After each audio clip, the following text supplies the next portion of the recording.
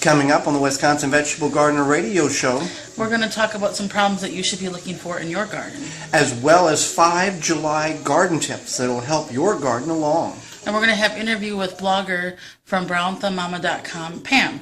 As well as gardeners' questions via phone call, email, Twitter, Facebook, and other social media platforms. All that starts right now. It is the Wisconsin Vegetable Gardener Radio Show on 860 AM WNOV and W293CX 106.5. Wherever you may be listening, however you may be listening, whether through those particular stations, the TuneIn app, the Simple Radio app, the radio tab on the WisconsinVegetableGardener.com, or anywhere in between. We are live in Milwaukee, Wisconsin. I am your host, Joy Baird. Beside me is my wife, co-host, best friend, and gardening partner, Holly Baird. The WisconsinVegetableGardener.com is your destination for all things gardening, now containing over 925 garden videos, in-studio videos, podcasts, and a whole lot more. Facebook, Twitter, Instagram is where you can find all of that. And we are here every Saturday morning because of great companies you'll hear throughout the program. And Nasala Kombucha is the executive sponsor of the Wisconsin Vegetable Gardener Radio Show. Nasala is made in Wisconsin with local tea and natural herbs. Look for it in the refrigerator aisle at your local grocer. If you don't see it, ask for it, because if it's not Nasala Kombucha, it's not kombucha. You can find out more at nasala.com. If you don't want coffee, grab a Nasala Kombucha for a breakfast meal. You can contact us in a number of ways on the program here. If you want to contact us during the program, you can call into the ivorganics.com hotline. You can call into 414-444-5250. IV Organic 3-in-1 Plant Guard naturally protects plants against damaging sunburn, insects, and rodents, protects newly installed plants and trees, shields pruned and damaged surfaces for use on your roses, fruit, and nut trees, ornamental trees, and shrubs. This product is non-toxic, environmentally safe, and organic. For more information, visit ivorganics.com. Again, that's 444-5250. And you can tweet us at any time at hashtag TWVG. You can take a photograph of your garden, your problem. You can tweet us with that. You can also email us those photographs at twvgradio@gmail.com. Well, there's a number of great benefits of being in the garden, and courtesy of Central Texas Gardener, which is a PBS gardening program out of the Austin, Texas area. We are good friends with the producer, Linda, down there. They were able to pass along a transcript of a little bit of their segment indicating how healthy getting your hands in the soil really is. It's called the farm effect. Gardening is healthy for you. Most of you Wisconsin Vegetable Gardener fans already know that the amazing healing energy that can be found when your hands are in dirt, digging in the dirt, is good for you, and it is good for children also. Microbes in garden dirt can help boost your immune system and make you healthier and happier. Unfortunately, we have become a nation of germaphobes, using hand sanitizers and wipes and strong chemicals for disinfecting our homes.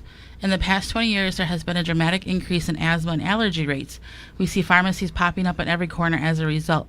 1 in 12 children has asthma, even more have allergies. When we changed from an agrarian society in the late 20th century, allergies have become more prevalent in the upper class in the U.S. and Britain. Farmers and their families were least likely to suffer from allergy issues. A recent study of an Amish community in the U.S. found that they had the lowest rate of allergies in developed nations. The study found that these Amish families, including pregnant women and children, worked and played among farm animals and in barns where they were regularly exposed to a variety of microbes. Women exposed to microbes while pregnant have found to have children with the lowest rates of allergies. This initial exposure causes the children less reaction to pollen and dander, a sort of vaccination effect, which was named the farm effect. The problem is not that the pollen is out there, it's that we react to the pollen, and early exposure to allergens allows children's immune systems to adapt to their environment. A common soil mycobacterium was found to have a natural antidepressant effect on the brain, and it can actually have the same effect that the drug Prozac has on the brain without all the side effects. Working in the soil can help stimulate serotonin production, which leads to feeling more relaxed and happy. When we harvest food, the brain produces more dopamine. There's actually a harvest high that is probably linked to our primitive brain when hunting and gathering successfully was crucial to survival. Having your hands in the soil can lower your blood pressure and stress hormones and improve memory.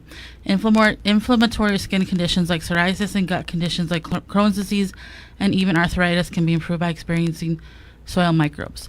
Gardeners get lots of vitamin D from being outside and also increase their good hormone serotonin, which helps regulate melatonin levels, which leads to good sleep.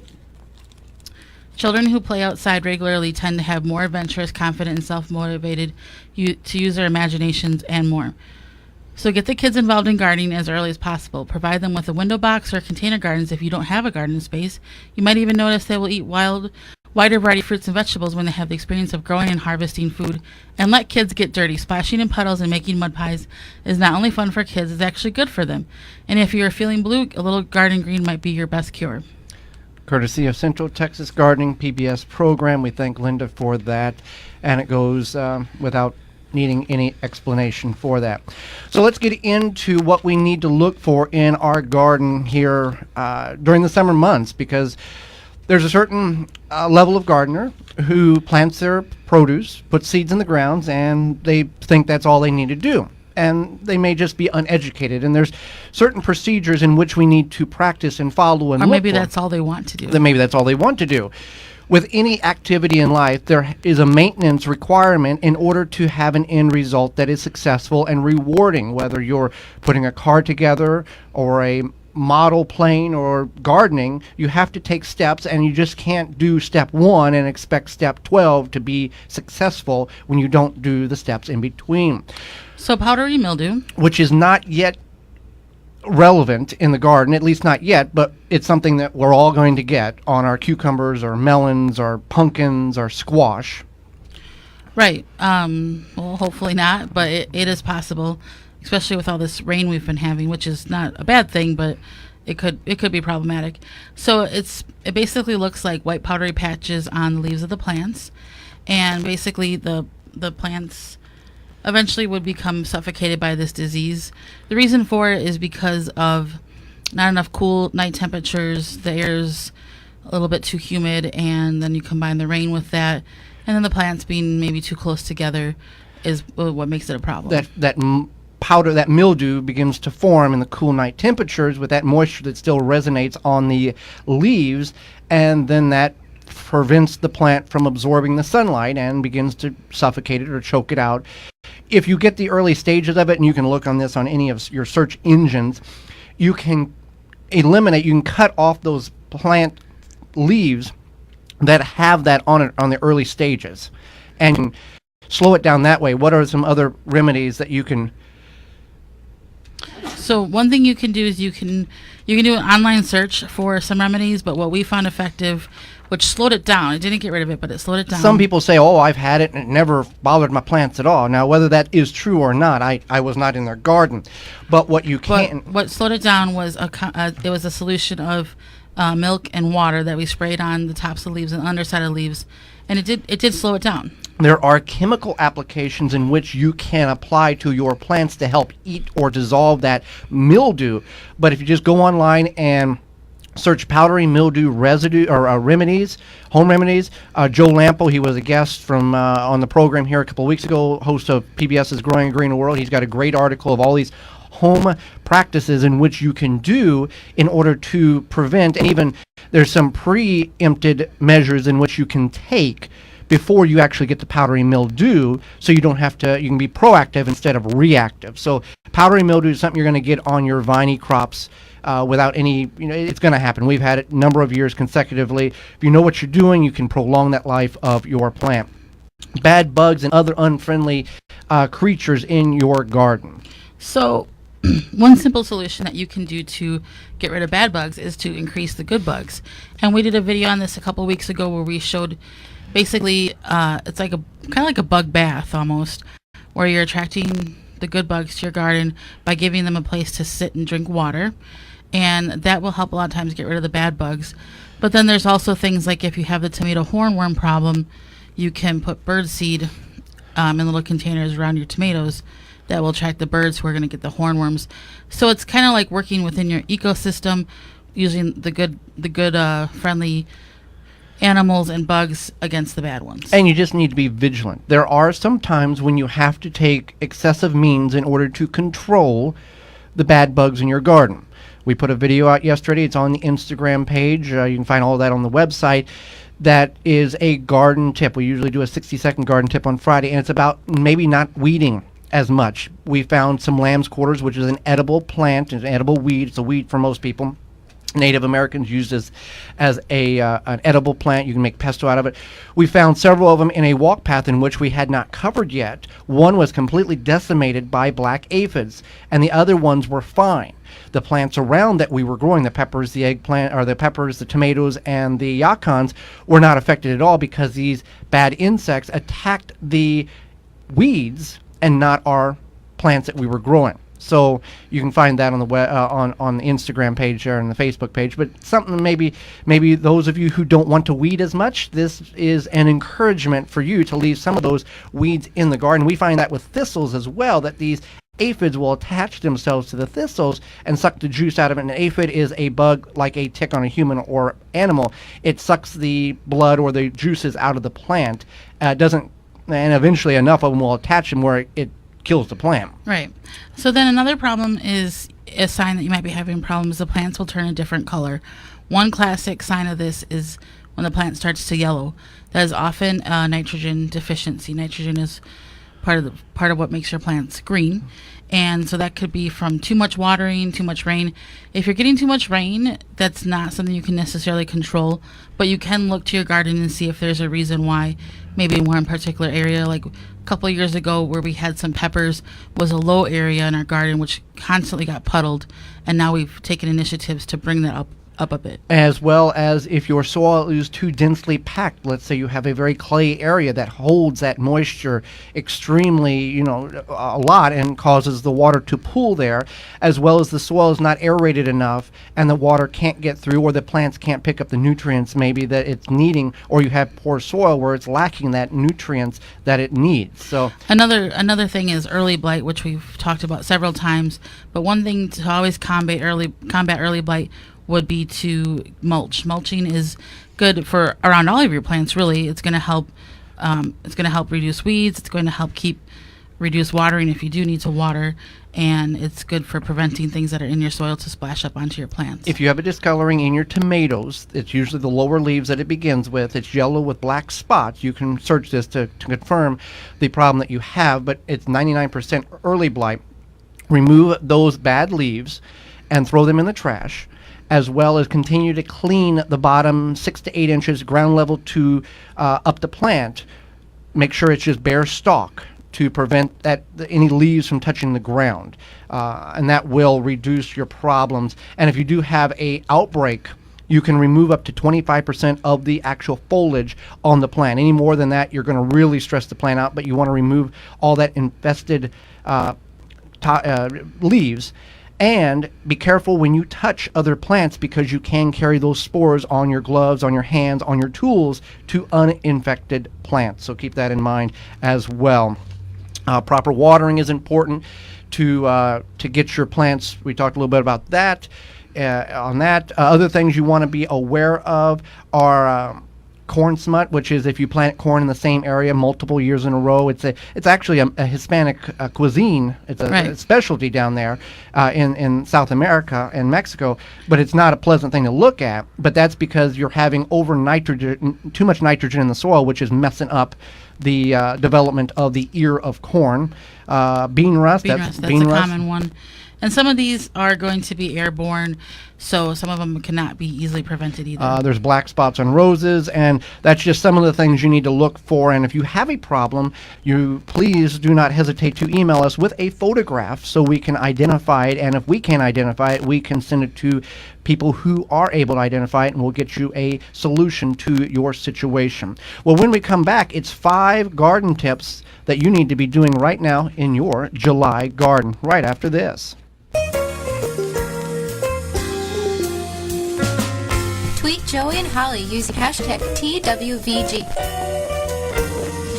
The River West Co-op Grocery and Cafe is proud to support the Wisconsin Vegetable Gardener and a lot of other Wisconsin growers as well. The co-op offers a wide range of local and organic produce in their store and on their cafe menu, from apples to yogurt and everything in between. Open 7 a.m. to 9 p.m. weekdays, 8 a.m. to 9 p.m. weekends at the corner of Clark and Frackney in Milwaukee's River West neighborhood. See what is in store and check out the Co-op Cafe's delicious vegetarian menu at riverwestcoop.org. Mycorrhizae is a beneficial fungus from PlantSuccess.com that will greatly increase your plant's germination ability and a healthier root structure. You can increase seed sprouting, root growth, and general plant germination. Mycorrhizae can be used with hydroponics, root cutting, seed sprouting, coco coir, and soil. PlantSuccess.com carries powder, granule, and tablet forms of mycorrhizae. Increase the level of mycorrhizae in your soil for your plants to give them the optimal opportunity to produce an incredible harvest. For more information and to purchase, visit PlantSuccess.com. Garden seeds do not have to cost a fortune. Just 99 cents at migardener.com. With over 300 varieties of non-GMO, heirloom, and organic flower, vegetable, and herb seeds available year-round, pay less and get more seeds. Shipping as low as $2.50. That just makes sense. Go to migardener.com for seeds and gardening needs, tools, and special blend fertilizer. migardener.com. It's that simple. Family owned and operated. I want a garden center that listens to and understands my needs. I want to buy my gardening products from a local business with strong ties to the community. All I want is a garden center that truly values their customers. It seems like everyone is selling plants these days, but I'm having a hard time finding quality. I take pride in my garden, so I want my garden center to take pride in their products. Where will you be going for all of your gardening needs this season? Blue Mel's Garden Center. We are your answer. Blue Mel's, 4930 West Loomis Road, 414-282-4220. Now back to the Wisconsin Vegetable Garden Radio Show with your hosts, Joey and Holly Baird. It is the Wisconsin Vegetable Garden Radio Show on 860 AM WNOV and W293CX 106.5. So happy you have joined us on this beautiful Saturday morning in Milwaukee. The WisconsinVegetableGardener.com is your destination for all things gardening. 925 plus videos, digital magazines, podcasts, Facebook, Twitter, Instagram, and a whole lot more. Well, it is that time, Holly, where we have Peaches getting drove to Milwaukee. Yeah, if you like fresh produce delivered right to your neighborhood, you should check out Tree Ripe Citrus Company. You can find out where to pick up the top quality produce at tree-ripe.com. Right now is the time for peaches. They have peaches ready, and we got an email from them yesterday. Good news. It's good news. Yeah, they had thought they had a shortage because of the cold spring that was down in the south. But now they found a variety that is just going crazy. So they were having a limit at the trucks, but now it's unlimited, so you can go buy yourself 4,000 bushels or whatever you want. But yeah, so we're going to get some this week. And so if you go to tree-ripe.com, they have peaches, blueberries, and then they also have information where you don't have to buy half bushel. You can go to farmers markets and get a smaller amount. So there you go. Get your peaches. They and have it's not just this week. It's Well, yeah, and they have locations all over, including Iowa, Upper and Lower Michigan, Minnesota, Illinois, and Wisconsin. And it's not just this week. They have schedules, I think, until like the end of July. I'm not really sure. And then in the winter, they have really great citrus. So keep that in mind. Yes. So let's get into 5 July garden tips. And these are things that maybe you don't have not thought about, but we're going to go over these so we all can be better at gardening during the month of July. One is don't leave space. Right. So like we're going to harvest garlic today. And what are we going to put in behind it? We're going to put fall peas in behind one bed of garlic, and once we get the other bed weeded, we have weeds, yeah, we're not perfect, we will put more bush beans in behind the other garlic because crop rotation, we want to put something in, we just don't want to lay it empty. Now, we will talk with Pam around the Mama about cover crops and the importance of that, and maybe why you want to practice that particular method. But we're going to continue. It's the summer. We got space. We got seed. We're going to dump these seeds in the garden and get the fall crops going. Right. So that's something to keep in mind. Or maybe you think, okay, my carrots aren't doing too well. You could plant some in a container, see how that goes for you. And, any crop really, if you're questioning it, maybe try planting something else. It's not too late.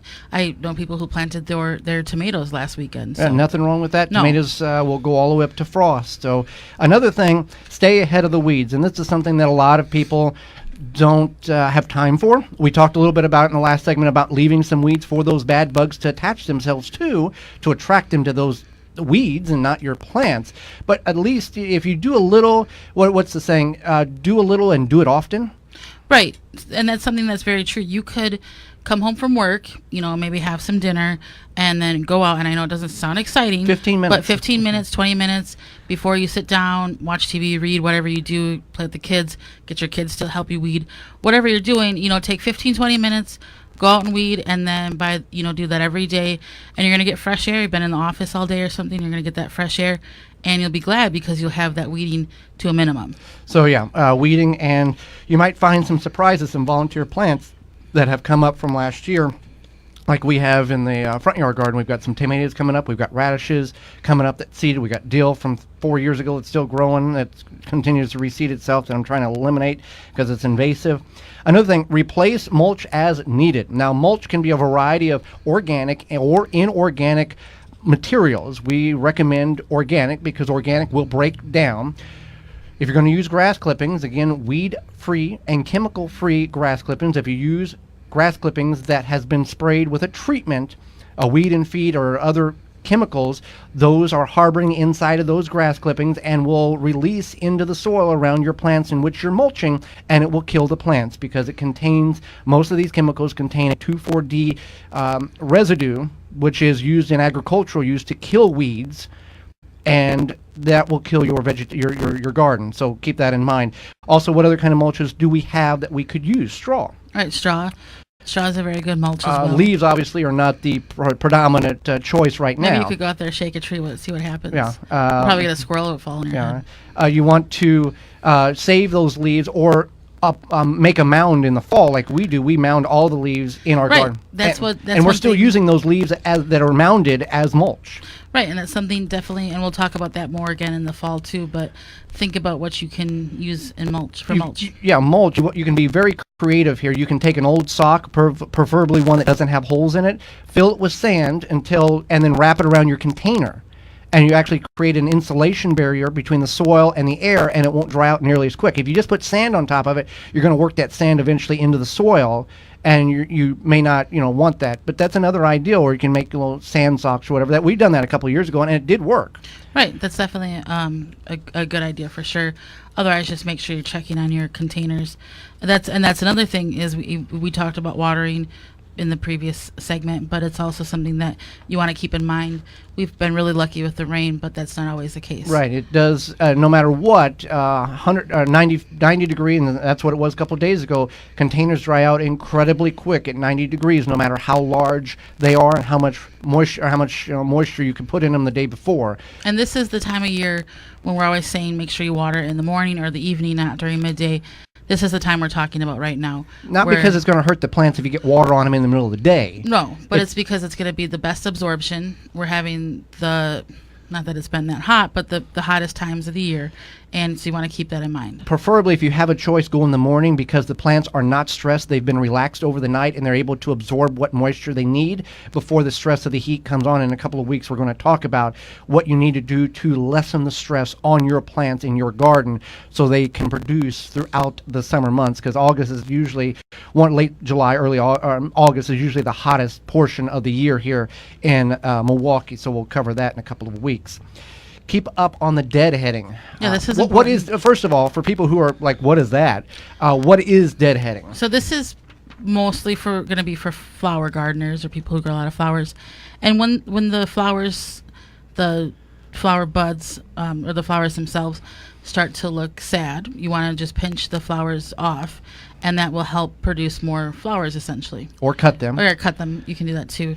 Now, the reason why you want to do this is as a plant, or we're talking about flowers here, as the flower head dies back, seeds are being formed inside of that head, and once the plant realizes it has produced enough offspring or seeds to drop and potentially grow next year, it will stop growing, stop producing buds, stop flowering. So by removing the flower heads that have died back, you're actually encouraging the plant to flower more because it's going into essentially a stress situation where I don't have any seeds for next year, for the next generation of this strain of flower. This is what the plant's thinking. So I've got to create more flowers to create more seeds because I've lost all of them that I currently had. Now, there are some that you don't have to deadhead. They've hybridized some of these. But overall, you want to deadhead those. Remove those from the plant. They just don't look pleasing to the eye when you just see a bunch of dead flowers on the ground. But don't do this to your tomato plants. No, this is just strictly for flowers. We're referring to plants. And some roses. Right. So that's something to keep in mind as well. Yeah, when it comes to deadheading. And another July gardening tip I would have to say would be to think about your fall planting. And we're going to talk. Yeah, we won't get in too much right now. We'll be talking about that next week. But it is something to think about. If you'll be busy this weekend, next weekend, and you want to think about it this weekend, it's definitely something that is going to be coming up soon. One thing with the fall planting, you don't have to start your seeds indoors like you typically would have to in the early, like January, February, March. You can direct sow them right in the ground. And MI Gardener still has a variety of seeds, fall seeds, that are available that you can get for 99 cents and get those shipped to your house for very low cost. Other thing, Joe Lample talked about an organic practice of mowing your lawn maintenance a couple of weeks ago, which you want to keep it to be about 3 to 4 inches, and to protect it from the summer heat. Now, here in Wisconsin, most people cut their grass shorter because if it's wet and rainy, it helps less mosquitoes. So I guess that's what the thought process is. I'm not sure if that's scientifically backed or not. So I think it kind of depends on where you live and what you want to do. I know some people don't like the look of that either, and sometimes if you're mowing, it seems kind of fruitless if your grass is only being cut down half an inch or so every week. Right. I want to get back to the deadheading just for a minute so people understand the proper procedure in order to deadhead. You can remove just above the leaves and below the flower head without affecting the plant.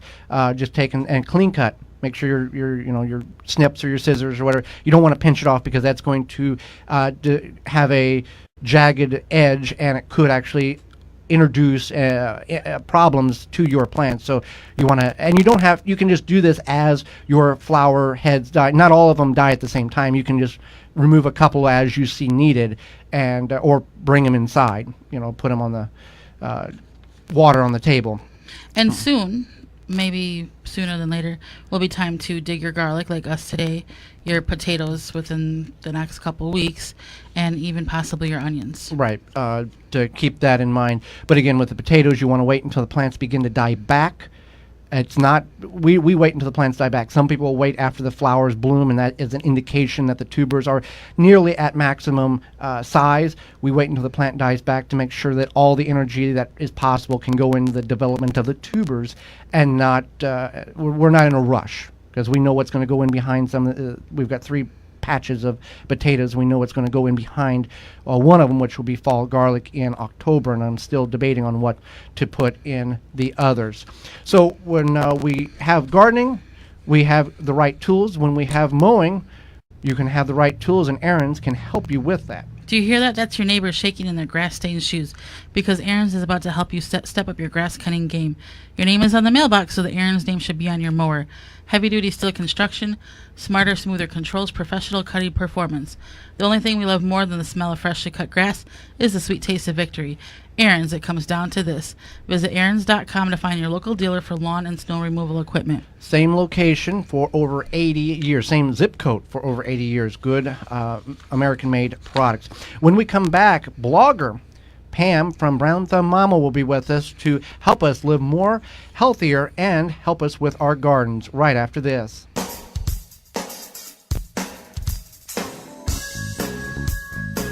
Have a gardening question? Email Joey and Holly at twvgradio@gmail.com.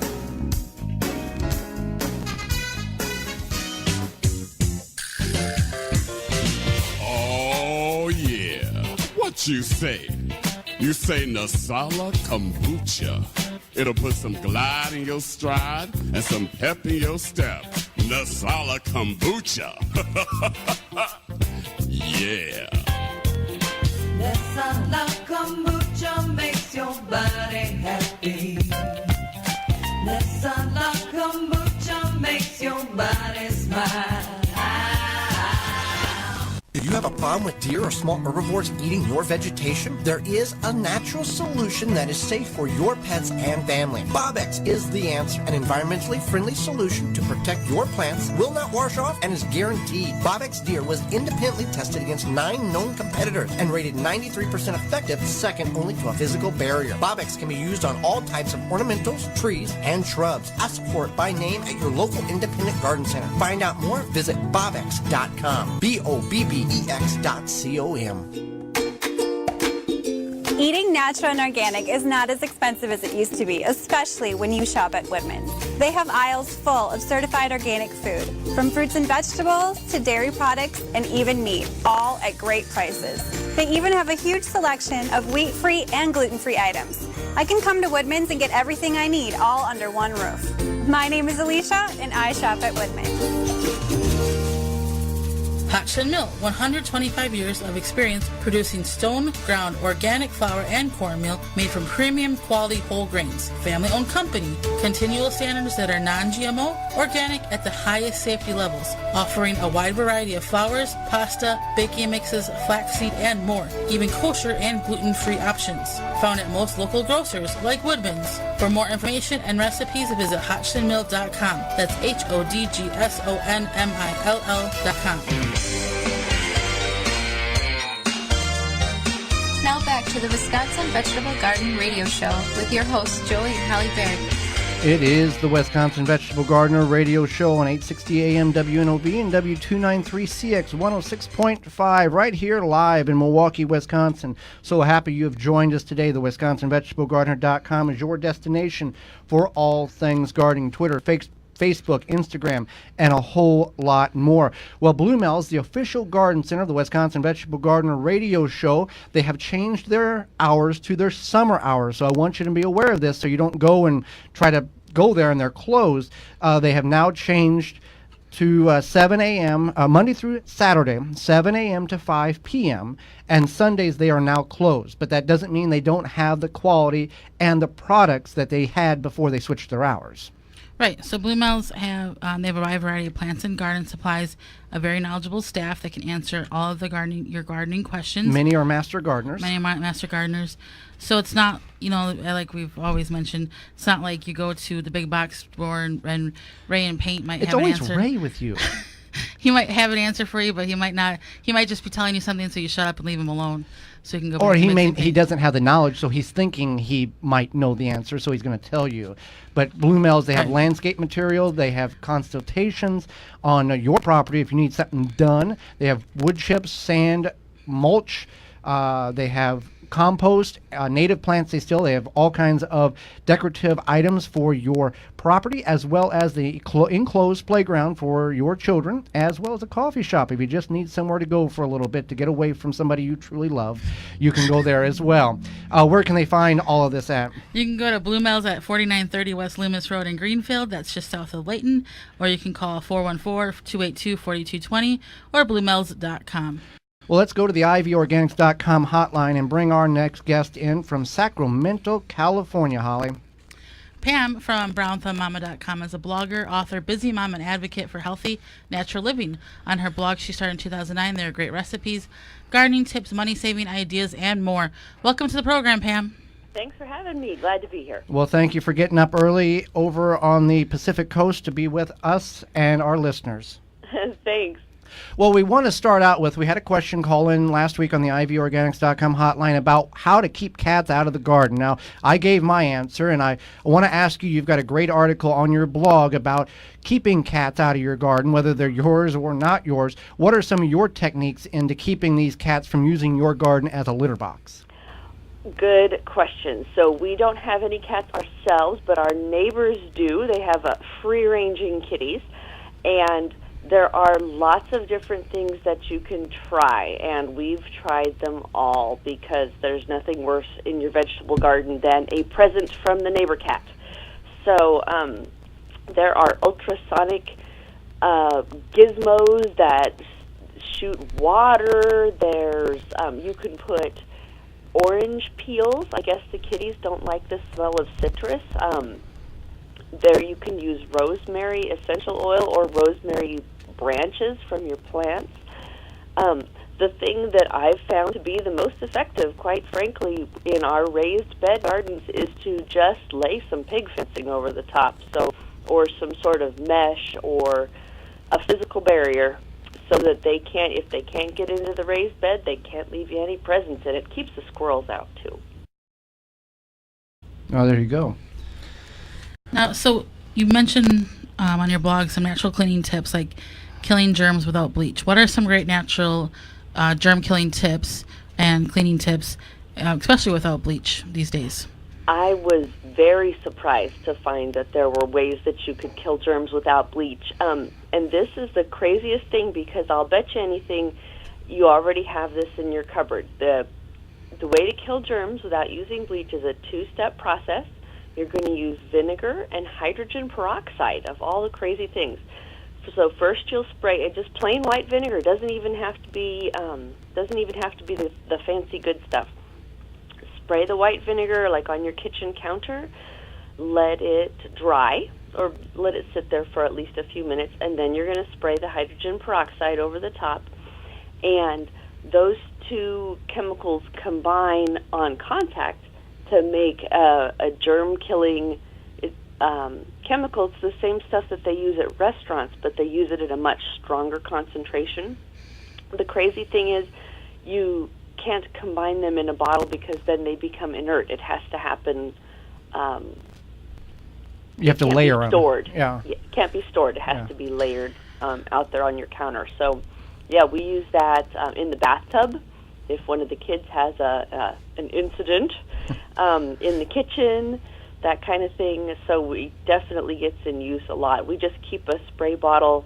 We keep a spare bottle of vinegar and a spare bottle of hydrogen peroxide under the kitchen sink with a spray lid already attached. Okay. So with that being said, many people might want to know why not use bleach? Why are we avoiding using the bleach? Well, we have two little kids, so I am not a fan of bleach because of laundry mishaps, because you can get chemical burns from it. We don't have any clothes that can be,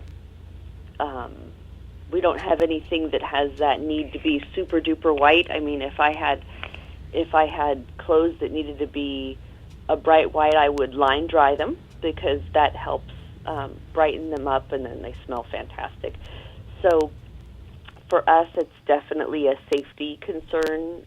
I don't want bleach residue on things, and I can do all of the cleaning and disinfecting that I need to do with natural stuff. And with the hydrogen peroxide, lastly, when you attach the spray bottle, you can just use it from the store-bought bottle. You don't want to pour that into another bottle, or do you, or how does that work? I leave it in the store-bought bottle because it's darker, and you don't want hydrogen peroxide in a clear bottle, or it will degrade. So I just we have a Costco by us, and everything comes in a 2-pack or a 900-pack. So we have an extra bottle, and I just have an extra spray lid that I recycled from something else, and zoop, there you go. Absolutely. Well, let's head to the garden here. We've never practiced this particular method, but you've got an article on the blog about cover cropping. Now, one, what is cover cropping? And two, what are the benefits of cover cropping versus just getting another bag of organic fertilizer and putting it in the garden bed?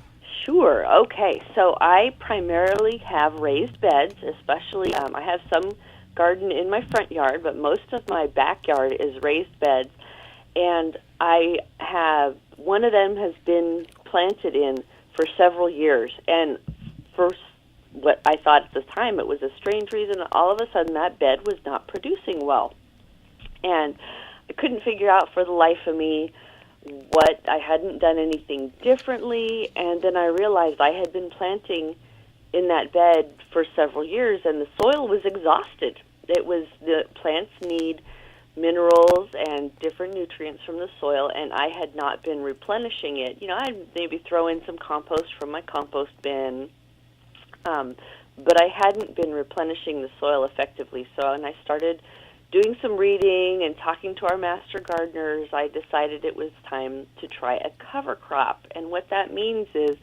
you plant a beneficial but expendable crop in the garden, and there are certain, you wouldn't plant you want to plant something that has good nutrients, so you're not going to, let the thistles grow or something weird like that. I chose to plant red clover. It helps. So you plant it, you let it grow, but you don't let it go to seed if you can help it. You cut it down while it's still green, and you till it into the soil. And what this does is it, of course, as the plants decompose, it gives extra nutrients to the soil. The roots will go into the soil and loosen it. There will be insects. It helps grow the soil food web. It prevents erosion, and a raised bed, that's not always a big concern, but it provides so much more. It is the way that nature has always worked, and it's more in harmony with nature than throwing in some chemicals or even grabbing another bag of fertilizer at the garden center. Okay, makes sense. Right, definitely. So what are some natural ways to get rid of bad bugs in your garden? Oh, so many bugs. Bugs are the worst. I've been doing war against aphids since I planted my first watermelon plant when we moved in. So for us, aphids are a killer for us, and of course you spray them off with water. We can buy ladybugs at the garden center. That's super fun with kids. Buy a bag of ladybugs, let them go at dusk, and our aphid infestation one year was so bad, but the ladybugs were just as happy as all get out because they thought they had landed at the world's best buffet. So the kids got a really big kick out of that. Tomato worms are absolutely awful, and if you can find them on your tomato plants, you kind of have to sit there and study every branch for a while. You pick them suckers off and feed them to the chickens. So that would be, or squish them. The kids like to squish them. We have a big strawberry patch, and so we have snails and slugs. With the kids around, I don't want to put snail bait out, or even with the neighbor's kitty, I don't want to put snail bait out. And so there's a few things that we've done. The secret weapon for snails and slugs is to get the kids out there after dark, because it's probably past their bedtime and they're tickled to death to be up and doing stuff. So they can be your snail hunters and pick them up and squish them. I have also seen some folks have had good luck with sinking an empty tuna fish can, sink it into the ground a little bit and put a tiny bit of beer in the bottom. For whatever reason, the snails and slugs are attracted to that, and then they fall in to get a drink and they can't get out. So snails, they go in, they get schnockered, and then they're stuck in the tuna can, and you can dispose of them the next day. Absolutely. Natural weed killers. We can use this glyphosate stuff you get at the store, and you know it's not good for you because it burns your lungs, or you just don't.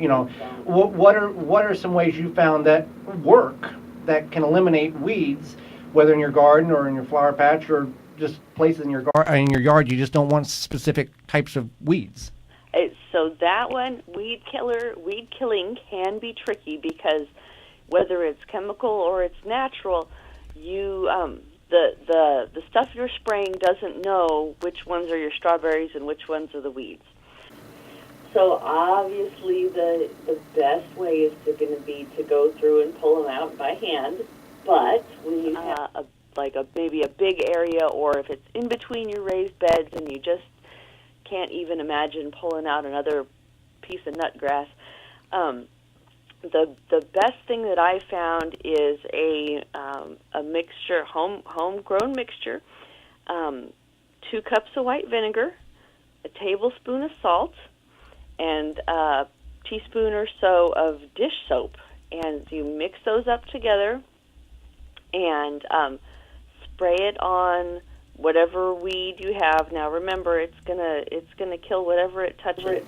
So don't spray, grandma's gladiola or something something important, because the spray doesn't know the difference. But spray the goodness out of whatever weeds you have, and they will. It takes a little bit of time, but they will dry up, and then you can. They'll dry up, and you can pull them out, or just till them under, and they'll be all right. There you go. So, before we let you go, we want to ask you about... Where can people find you and all your great information and find your book? Absolutely. So I am on the web at brownthumbmama.com, BROWNTHUMBMAMA. All the usual suspects, Facebook, Pinterest, etc. And so you can find my my book on my website, on Amazon as well, all kinds of, all over the place. Well, Pam, we greatly appreciate you taking time out of your day there in Sacramento to join Holly, myself, and our listeners in sharing some of your garden and home remedy knowledge with all of us. Thanks. I'm tickled to be here. Thank you, Pam. And we will be right back after this with your garden questions and our garden answers. Have a gardening question? You can call into the ivorganic.com hotline at 414-444-5250 right now. The number one key to healthy, productive plants are the roots. Starting from seed to full-grown plants, rootmaker.com has the answer. From seed starting trays with an innovative design that air prunes the roots, creating a fabulous root system, never again will you have root-bound plants, to multiple gallon grow bag sizes to raised beds. Rootmaker.com has your grow needs covered. Visit rootmaker.com. Do you have a little space to grow? Check out Greenstock Vertical Gardens at greenstockgarden.com. Greenstock is engineered to grow with its innovative space and water-saving design. You can grow vegetables, flowers, herbs, and even strawberries in just 2 square feet of space. Grow up instead of out. Perfect for the porch, patio, or deck. Grow up to 30 plants in a small space. GreenstockGarden.com has everything you need to grow in the littlest of spaces. Proudly made in the USA. For more information and to purchase, visit greenstockgarden.com. Beans and Barley Market and Cafe, a neighborhood specialty grocery store for the east side and greater Milwaukee area, where you can find all you need, from fresh produce to bakery to organic frozen dinners, from wine to fresh squeezed carrot juice. A health food store with hundreds of products, vitamins, supplements, bath and body items, magazines, cards, books, and a knowledgeable staff. Catering available, open daily at 8 a.m. The restaurant serves breakfast, lunch, and dinner 7 days a week with a menu of good, healthy, homemade food, including vegetarian and non-vegetarian specialties. 1901 East North Avenue, Milwaukee, 414-278-7878, and online at beansandbarley.com. Hi, I'm John Lewandowski, retail manager of Blue Mel's Garden and Landscape Center. Now, I'm not going to tell you about our awesome dome-grown plants, our beautiful pottery, or our 40 varieties of landscape materials. What I am going to tell you is that Blue Mel's is a local, independent, family-owned garden center that truly cares about your garden or landscape project. So if you're looking for that one garden center that actually cares about you, come to Blue Mel's Garden and Landscape Center. We've been treating our customers like family since 1955. Blue Mel's, 4930 West Loomis Road, 414-282-4220. Now back to 2 environmentally conscious organic gardeners. If you spray chemicals on your garden to get rid of those bad bugs, those chemicals are not, they don't just kill the bad bugs, they kill all the bugs in your garden. And without having a balanced ecosystem, your plants and your particular growing zone can suffer. Joey and Holly Barrett. It is the Wisconsin Vegetable Gardener on 860 AM WNOV and W293CX 106.5. The WisconsinVegetableGardener.com is your location for everything you need to know about gardening. 925 plus videos, Facebook, Instagram, Twitter, and a whole lot more. Ivy Organic hotline at 414-444-5250 for your gardening questions and our answers. Ivy Organic 3-in-1 Plant Guard naturally protects plants against damaging sunburn, insects, and rodents. protects newly installed plants and trees, shields pruned and damaged surfaces for use on your roses, fruit and nut trees, ornamental trees, and shrubs. It's non-toxic, environmentally safe, and organic. For more information, you can go to ivorganics.com, and the number is 444-5250. And we got a couple of questions that came in this week. On social media, Facebook, Instagram, Twitter, email TWVG Radio, and we're going to go over those to help you in your garden and for this one, your kitchen. This was reference to the segment we did several weeks ago about the alternatives to all-purpose flour, which can be found on the website under the highlight tab and the radio tab. What is the difference between bread flour and all-purpose flour? So bread flour is a specialized for using in yeasted breads. It has a protein content, a higher protein content than all-purpose flour, and that protein helps develop more gluten in the bread to create a higher rise. And I wanted to mention also, when I don't know where somebody had made that comment, when we talk about bleached all-purpose flour, we realize that there's unbleached all-purpose flour, but most commonly when people are buying all-purpose flour, it's going to be the bleach variety. Okay. Let's see here. Do you have to have heirloom plants in order to save seeds in your garden, or is there a problem if you don't? Well, yes and no. Hybrid seeds, when you save those, they are not going to be the same as whatever you planted. That seed might there's still going to be a tomato if you save a tomato hybrid seed. It's not going to grow a cucumber. Right. But it's not going to be that exact variety. And the reason for that being because when these hybrids are created, once you save that seed, it might turn into those hybrid seeds have been hybridized to favor two different things. It's possibly. Not a DNA GMO alternation. No, it's not a like natural that. thing. It's like a natural thing. So say you got a hybrid tomato like an early girl that's going to, produce early, but also with that it's a heavy producer. So you might come up with a tomato that is a heavy producer, but it might not produce early like an early girl if you save that seed. Yeah. So you can save organic seeds if you're not. If they're not heirloom, but it's best if we save the heirloom seeds to carry on the specific traits of those plants in which we want to grow next year or in the fall. And if somebody gives you some seeds to grow that are heirloom variety, you want to save those seeds. It's definitely not like, hey, just grow these seeds because I told you so. Like, it's definitely, I think, a respect thing as well. Well, what if you don't know if they're hybrid seeds or not? I mean, what if you planted something you don't know, you threw the package away like many of us do, and you don't know if that particular is hybrid or not? You talked about that. You're going to get that variety in which you planted. It just may not have the same characteristics in which. It's not like you're not going to get a plant or it's going to be something crazy. It may not taste as good though. It may not taste as good, but it's definitely something that should you not do it? If you consciously do it, just realize that it's not going to be exactly the same. How do you get rid of squash bugs organically? There's a lot of chemical applications in which you can spray on the squash plant under the leaves, is typically where these squash bug eggs are laid, and that's the part of the hide keep them cool and get them to grow correctly by the bad insects. One is you want to visually look, as we talked about in the first segment, want to be aware of what's going on in your garden. Look under those squash plant leaves, and if you see a cluster of dots, those are the squash eggs, and you want to squish them with your hand. Is the best means of extraction, but you can also encourage ladybugs to come in your garden. You can also spray them with water to knock them loose. Those are the two main ways to remove them, but be vigilant and pay attention.